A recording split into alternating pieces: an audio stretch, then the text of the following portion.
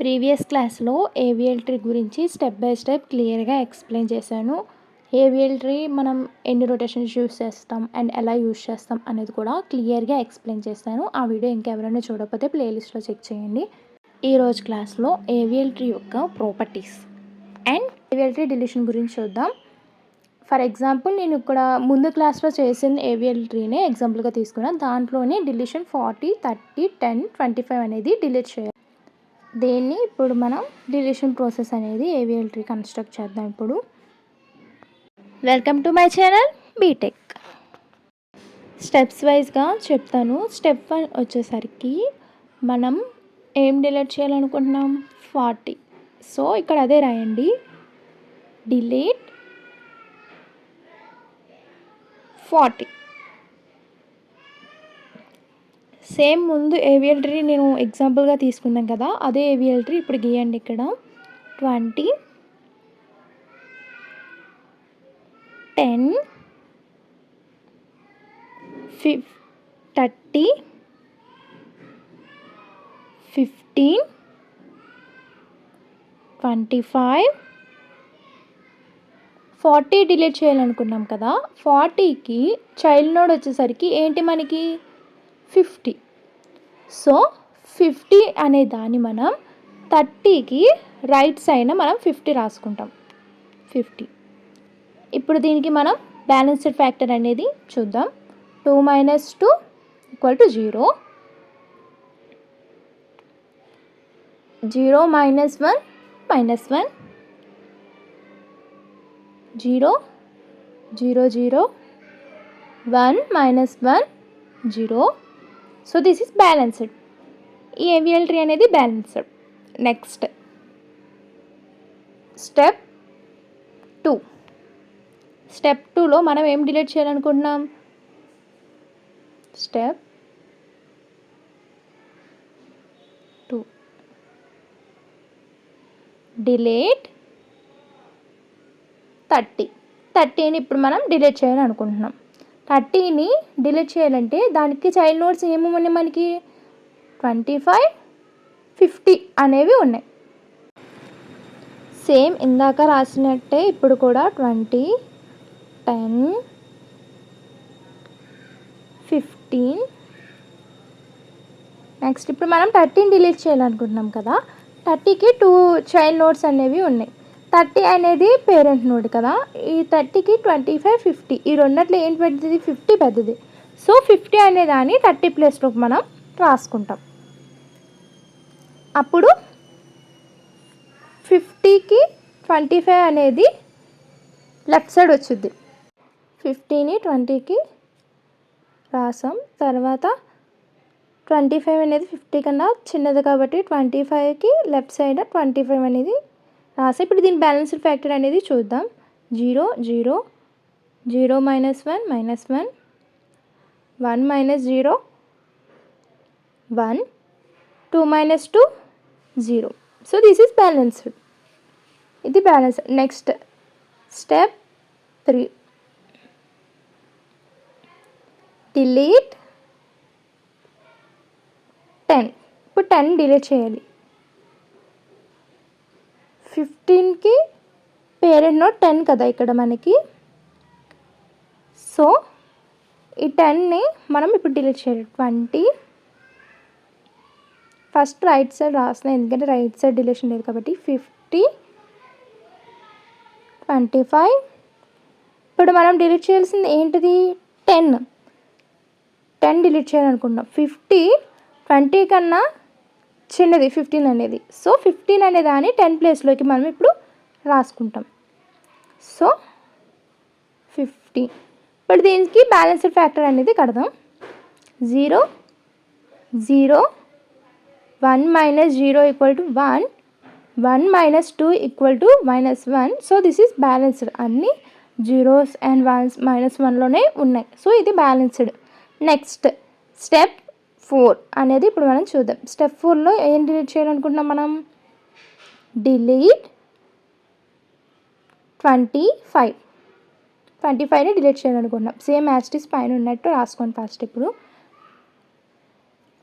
20 15, 50. 25 delete చేస్తాం కాబట్టి ఇప్పుడు మనం ఈ స్టెప్లో రాయవసరం లేదు. ఇప్పుడు దీనికి బ్యాలెన్స్డ్ ఫ్యాక్టర్ అనేది కడదాం. 0, 0, 1 - 1, 0. This is balanced. ఈ విధంగా మీరు ఎగ్జామ్లో రాయండి. అండ్ అలాగే మీరు మ్యాటర్ కూడా రాయండి. అంటే ఎలాగా, this is balanced and delete 10 అని అలాగా రొటేషన్స్ ఉంటాయి కనుక ఏ రొటేషన్స్ అనేవి అప్లై చేశారో ఆ రొటేషన్స్ అనేవి మీరు అక్కడ రాయండి. నెక్స్ట్ ఇప్పుడు మనం ఏవియల్ ట్రీ యొక్క ప్రాపర్టీస్ అనేవి చూద్దాం. ఇప్పుడు ఫస్ట్ ప్రాపర్టీ వచ్చేసరికి and AVL tree is a binary search tree. అంటే ఏవియల్ ట్రీ అనేది బేసికల్లీ ఒక బైనరీ సర్చ్ ట్రీ కాబట్టి బైనరీ సర్చ్ ట్రీ రూల్ అని ఫాలో అవుతాయి అన్నమాట. ఇందులో for example binary search rules వచ్చేసరికి left subtree, right subtree. అంటే లెఫ్ట్ సబ్ ట్రీ వచ్చేసరికి స్మాలర్ వాల్యూస్ అని, రైట్ సబ్ ట్రీ వచ్చేసరికి గ్రేటర్ వాల్యూస్ అని. ఫర్ ఎగ్జాంపుల్ నేను 30 తీసుకున్నాను కదా ముందు ఎగ్జాంపుల్స్లో. 30కి 20 అనేది రైట్ సైడ్ వచ్చింది అండ్ 40 అనేది బిగ్ వాల్యూ కాబట్టి లెఫ్ట్ సైడ్ వచ్చింది అనమాట. ఇక్కడ చూసుకుంటే కనుక 20 అనేది స్మాలర్ దెన్ 30. అంటే 30 కన్నా 20 అనేది చిన్నది. So it is on the left, అంటే లెఫ్ట్ సైడ్ వచ్చింది అనమాట. 40 ఈజ్ గ్రేటర్ దెన్ 30. 30 కన్నా 40 అనేది పెద్దది. సో అందుకని రైట్ సైడ్ వేసుకుంటాం మనం దాన్ని. So it is one of the right, ఇది right. Next AVL tree is self balancing. అంటే AVL tree automatically maintains its balance after insertion and deletion. అంటే మనం నోడ్ని ఇన్సర్ట్ ఆర్ డిలీట్ చేసినప్పుడు ట్రీ అన్బ్యాలెన్స్డ్ అయితే ఏవియల్ ట్రీ రొటేషన్స్ యూజ్ చేసి ఆటోమేటిక్గా balance చేస్తుంది అనమాట. ఫర్ ఎగ్జాంపుల్ 30, 20, 10 అనేవి ఉన్నాయి. ఇలాగా ఇన్బ్యాలెన్స్ వచ్చినప్పుడు రొటేషన్స్ చేసి మనం 20ని 10కి లెఫ్ట్ సైడ్ వేసుకొని 30 అనేది రైట్ సైడ్ వేసుకుంటాం. అలాగా బ్యాలెన్స్ చేస్తుంది అనమాట. నెక్స్ట్ థర్డ్ వచ్చేసరికి balanced factor must be -1, 0 or +1. ఇది మోస్ట్ ఇంపార్టెంట్ ప్రాపర్టీ. అంటే for every node in an AVL tree the balanced factor must be 0, 1 or +1. అంటే ప్రతి నోడ్కి బ్యాలెన్స్డ్ ఫ్యాక్టర్ అనేది -1, 0 అండ్ 1లో ఉండాలన్నమాట. దాని యొక్క ఫార్ములా మీకు ముందే చెప్పాను కదా, balanced factor equal to height of left sub tree minus height of right sub tree. Balanced factor అనేది 0, 1, +1లో ఉంటే అది బ్యాలెన్స్. లేదు బ్యాలెన్స్డ్ ఫ్యాక్టర్ అనేది 2 లేదా -2 అంతకన్నా ఎక్కువ ఉంటాయి కనుక that is not balanced and దాన్ని అన్బ్యాలెన్స్డ్ అని అంటాం. నెక్స్ట్ ఫోర్త్ది వచ్చేసరికి హైట్ డిఫరెన్స్ మ్యాక్సిమం 1. అంటే the height difference between the left and right sub tree of any node is at most 1. అంటే ఒక నోడ్కి left sub tree and right sub tree heights మధ్య difference maximum 1 మాత్రమే ఉండాలి. ఎగ్జాంపుల్ 30, 20, 40 అనేది నేను తీసుకున్నాను. ఇక్కడ లెఫ్ట్ యొక్క హైట్ వచ్చేసరికి 0, అంటే 20 హైట్ 0, రైట్ యొక్క నోడ్కి 40కి వచ్చేసరికి 0. ఇక్కడ డిఫరెన్స్ చూసుకుంటే కనుక 0 - 0 balanced. Next rotations are used to maintenance balanced. అంటే when an avial tree becomes unbalanced, rotations are used to restore unbalanced. అంటే ట్రీ అన్బ్యాలెన్స్డ్ అయినప్పుడు రొటేషన్స్ యూజ్ చేసి మళ్ళీ బ్యాలెన్స్డ్గా చేస్తామని. ఇందులో వచ్చేసరికి 4 యూజ్ చేస్తాం. అదే చెప్పా కదా మీకు, ఎల్ఆర్ రొటేషన్ అని. అది ఎల్ఎల్ రొటేషన్ వచ్చేసరికి రైట్ రొటేషన్ చేస్తాం. ఆర్ఆర్ రొటేషన్ వచ్చేసరికి లెఫ్ట్ సైడ్ని మనం రొటేషన్ చేస్తాం అనమాట.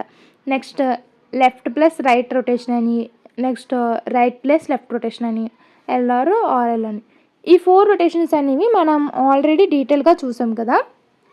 నెక్స్ట్ 6th వచ్చేసరికి BST property must be maintain. అంటే బైనరీ సర్చ్ ట్రీ యొక్క ప్రాపర్టీ. రొటేషన్ చేసిన తర్వాత కూడా బైనరీ సర్చ్ ట్రీ ప్రాపర్టీస్ అనేవి బ్రేక్ అవ్వకూడదు. After every rotation the binary search tree ordering property must be preserved. అంటే రొటేషన్ చేసిన తర్వాత కూడా లెఫ్ట్, రూట్, రైట్ అనే రూల్ని మెయింటైన్ అవ్వాలన్నమాట. ఎగ్జాంపుల్ 20, 10, 30 ఈ విధంగా. Next operations are efficient. AVL tree బ్యాలెన్స్డ్గా మెయింటైన్ అవుతుంది కాబట్టి సర్చింగ్, ఇన్సర్షన్ అండ్ డిలీషన్ ఎఫిషియెంట్గా ఉంటాయి. For an AVL tree with n nodes, search, insertion and deletion have O of log n time complexity in the standard analysis. అంటే tree బ్యాలెన్స్డ్గా ఉండడం వల్ల ఆపరేషన్స్కి generally O of log n time complexity అనేది వస్తుందన్నమాట. ఇవి ఏవిఎల్ ట్రీ యొక్క properties. ఈ వీడియో మీకు నచ్చితే లైక్ చేయండి, షేర్ చేయండి, సబ్స్క్రైబ్ చేసుకోండి.